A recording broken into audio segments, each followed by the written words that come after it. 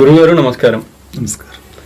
ఈ రోజుల్లో ఏ సమస్య వచ్చినా అందరూ భగవంతుని వైపు, గురువుల వైపు, దేవుళ్ళ వైపు చూస్తున్నారు. అలాంటి సమయంలో మీ దగ్గరికి వచ్చినప్పుడు మీరు వాళ్ళకి ఏదో ఒక పారాయణము, ఏదో ఒక పూజను, ఇట్లాంటివి ఏదో చెప్తున్నారు. దాంతోపాటు కొన్ని నియమాలు ఇస్తున్నారు, ఖచ్చితంగా పాటించాల్సిన నియమాలని చెప్పి ఇస్తున్నారు. అయినప్పుడు వాళ్ళు ఆ నియమాలని పాటించడం ముఖ్యమంటారా, లేదంటే ఈ పారాయణాలు చేయడం ముఖ్యమంటారా? ఈ పారాయణాలకి నియమాలకి సంబంధం, ఇంకా ఈ పారాయణాలతో వాళ్ళకి స్వస్థత చేయకూడదా, నియమాలు కూడా ఖచ్చితంగా పాటించాల్సిందేనా? దాని గురించి మీరేమంటారు? ఇది చాలా విలువైన అవసరమైన ప్రశ్న. ఇది సహజంగా అందరు ఏమనుకుంటుంటారంటే వీళ్ళంతా కూడా 24 గంటలు జ్యోతిష్యుల చుట్టూ, దేవుడి చుట్టూ తిరుగుతుంటారు అనుకుంటారు. కానీ ఎవరు అట్లేం రారు. వాళ్ళ ప్రయత్నాలు వాళ్ళు చేసుకొని 1, 2, 3 ప్రయత్నాల్లో వాళ్ళు ఓడిపోయిన తర్వాతనే వస్తారు. దీనికి పాతకాలం నాటి ఒక సినిమా పాట ఉంటుంది, సాగినంత కాలం తనంత వారు లేరందురు, సాగకపోతే చాలు చతికిల పడిపోవుదురు అని. ఇప్పుడు అతను అనుకున్నట్టుగా తన కొడుకు ఉద్యోగం వచ్చింది అనుకో, దేవుడి దగ్గరికి ఎందుకు వస్తాడు? వాడికి అట్లాగే వెంటనే ప్రమోషన్ వచ్చింది, ఎందుకు వస్తాడు? అనుకున్న వెంటనే కూతురికి పెళ్ళయింది, ఎందుకు వస్తాడు? రాడు కదా. తన ప్రయత్నాలన్నీ వైఫల్యం చెందితే ఇంకప్పుడు ఏం చేయాలో తెలియక అప్పుడు మాత్రమే ఇలాంటి వాటి చోటుకు వస్తాడు. అయితే దాదాపు అంటే ఈ చిన్న విషయాలే కాకుండా మన దగ్గరికి ఎక్కువ వచ్చేటువంటి వాళ్ళు ఎలా వస్తారంటే ఇంకా నాకు చావు తప్ప వేరే గతి లేదు అనే పరిస్థితిలో వస్తారు. అంటే అప్పులున్నాయి, బాధ్యతలున్నాయి, ఇంకేవో ఉన్నాయి, అనారోగ్యాలు ఉన్నాయి, అసలు ఇప్పుడు నేను ఏం చెయ్యలేను. ఈ పరిస్థితి నుంచి నీకు గట్టెక్కాలి. ఎలా గట్టెక్కాలి? ఎక్కడో భూమి కొంటాడు, వాడు అమ్ముకుందామని ప్రయత్నం చేస్తాడు, కొనేవాడు అడ్వాన్స్ ఇస్తాడు, వాడు పూర్తిగా కొనడు, లేదంటే మళ్ళీ వీడికి ఇవ్వడు, కుడితిలో బిడ్డ ఎలకలాగా. ఇట్లా ప్రతి విషయం కూడా ఇలాగే ఉంటుంది. అలా ఉన్నప్పుడు ఏం చేయాలో తోచక మన దగ్గరికి వస్తారు. వచ్చినప్పుడు మనం ఏం చెప్తామంటే వాళ్ళు చేయగలిగిన పారాయణమే చెప్తాం, చెయ్యలేని పారాయణాలు పెద్దగా ఏం చెప్పాం. ఆ చేయగలిగిన పారాయణాలతో పాటు నియమాలు కూడా చెప్తాను తప్పకుండా. ఫలానా నియమాలు. ఎందుకు నియమాలు? ఇది నువ్వు అడుగుతున్న ప్రశ్న. ఎందుకు నియమాలు ఉండాలి అంటే, ఇప్పుడు మనకు ఒక జలుబు చేసి జ్వరం వచ్చినప్పుడు ఒక డాక్టర్ దగ్గరికి వెళ్తాం. వెళ్ళగానే ఏం చేస్తాడు డాక్టర్ అంటే దానికి సంబంధించినటువంటి టాబ్లెట్స్ అవి ఇవి రాస్తూ, మీరు ఐస్ క్రీమ్ తినకండి, కూల్ డ్రింక్స్ తాగకండి, చల్లని ప్రదేశాలకు వెళ్ళకండి, ఏసీ వేసుకోకండి, ఇలాంటివేవో చెప్తాడు. అంటే ఇప్పుడు వెంటనే ముందు టాబ్లెట్కు శక్తి ఉందా లేదా నేను అడుగుతున్నా. టాబ్లెట్ పనిచేస్తుందా? టాబ్లెట్ పనిచేస్తున్నప్పుడు మరి ఐస్ క్రీమ్ తింటే ఏమవుతుంది? ఏసీ వేస్తే ఏమవుతుంది? కూల్ డ్రింక్ తాగితే ఏమవుతుంది? అంటే దాని పని అదే చేస్తూ ఉంటుంది, దీని పని ఇదే చేస్తూ ఉంటుంది. నువ్వు ఇలా రోజు టాబ్లెట్లు వేస్తూనే ఉండాలి. ఆ రోగం నుంచి విముక్తి అనేది లభించదు. ఇది కదా విషయం. అదేవిధంగా ఇప్పటి వరకు మనకు సహజంగా జరుగుతుందంటే, సహజంగా మనం నష్టపోవడానికి కానీ, ఇబ్బందులు పడడానికి కానీ, వీటన్నిటికీ ప్రధాన కారణం ఏంటంటే మన నిర్ణయాలు.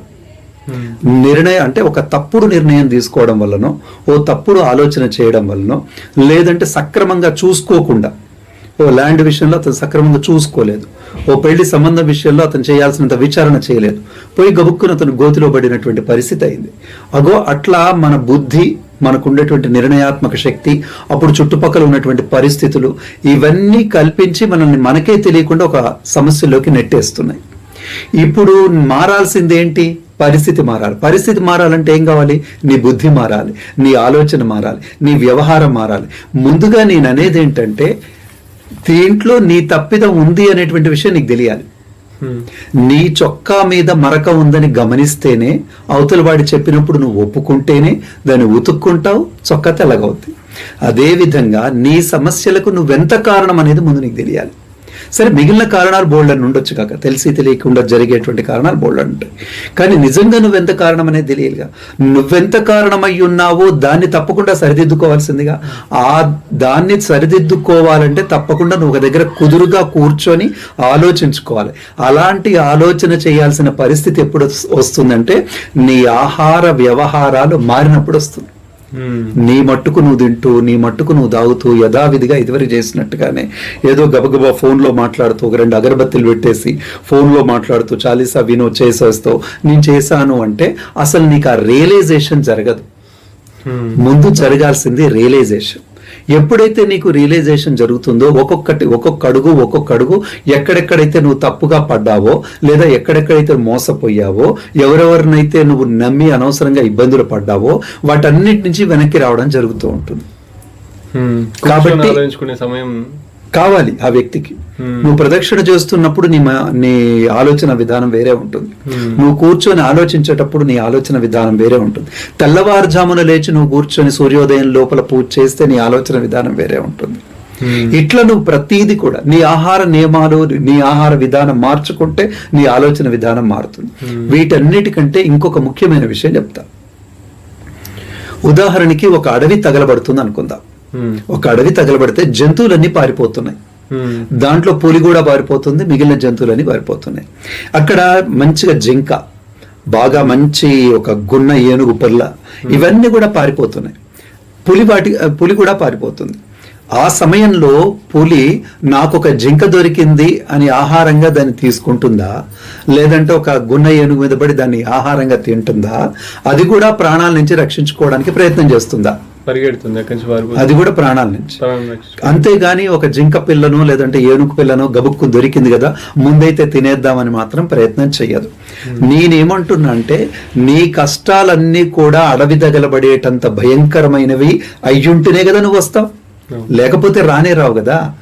నీ కష్టాలన్నీ కూడా నిన్ను నిలవనీయకుండా వెంటాడుతుంటేనే, మంటలాగా వెంటాడుతుంటేనే కదా నువ్వు వస్తావు. ఒక జంతువుకున్న జ్ఞానం మనకు ఉండాలిగా. ఆ జంతువు ఎంజాయ్ చేయట్లే, ఆ జంతువు జింకని చంపట్లే, ఆ జంతువు తన ఆహారాన్ని వెతుక్కోవట్లే, అది ముందు ప్రాణాన్ని రక్షించుకుందామని ప్రయత్నం చేస్తోంది. దాన్నే దీక్ష అంటారు, అదే నియమం అంటారు. దాని ఎదురుగుండా దానికి తగినటువంటి ప్రీతికరమైన ఆహారం దొరికినా తినకుండా ప్రాణాలు రక్షించుకోవడం కోసం పరిగెత్తేటువంటి అదేదైతే ఉందో దాన్ని నియమం అంటారు. అయితే ఇక్కడ నేనేమంటున్నానంటే, మీరు నిజంగా అన్ని కష్టాలతో వస్తే నేను చెప్పే నియమాలే కాదు, ముందు అడిగేదే వెజ్ నాన్ వెజ్ ఆహార విధానాలే అడుగుతాడు. ఆ బ్రహ్మచర్యం గురించి అడుగుతాడు. అరే బాబు, ఇవన్నీ ఇన్ని సంవత్సరాల నుంచి నువ్వు చేస్తున్నవే కదా. నువ్వు ఏ దీక్ష కోసం అయితే చేస్తున్నావు, ఆ దీక్ష 10 రోజులో 20 రోజులో 10 వారాలో 20 వారాలో 4 వారాలో 12 వారాలు, ఆ 4-12 వారాలు కూడా వాటిని వదిలిపెట్టలేని పరిస్థితి నీకుంటే మరి అలాగే జీవించు. అనవసరంగా ఈ నియమాలు, పూజలు, పునస్కారాలు ఇవన్నీ ఎందుకు? మంత్రానికి శక్తి ఉంటుందా లేదా? తప్పకుండా ఉంటుంది. కానీ మంత్రం అంటేనే మనస్సు మీద మనస్సుతోటి పనిచేసేది. మంత్రం అంటేనే మనసుతో పనిచేస్తుంది, నీ మనసుతో పనిచేస్తుంది. నీకు అవసరం లేకుండా పనిచేయదు. అదేదో బయటికి ఇలా పనిచేసేది కాదు, నీలోంచి పనిచేసేది, నీలోకి పనిచేసేది. మరి అలాంటిది నీ మనస్సే పరిశుభ్రంగా లేకపోతే, నీ మనస్సే పరిపరి విధాలు ఆలోచిస్తూ ఉంటే అసలు నీకు పరిష్కారం ఎక్కడ దొరుకుతుంది? కాబట్టి తప్పకుండా నియమాలు పాటించాల్సిందే.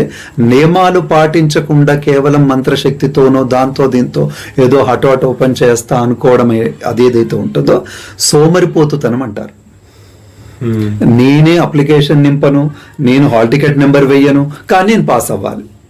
దీన్ని ఏమనొచ్చు? అంతకంటే సోమరిపోతుతనం, అంతకంటే దాన్ని ఏమంటారు దురాశ ఇంకేమైనా ఉంటుందా? భగవంతుడి దగ్గర కూడా నీకు అంత దురాశ ఎందుకు?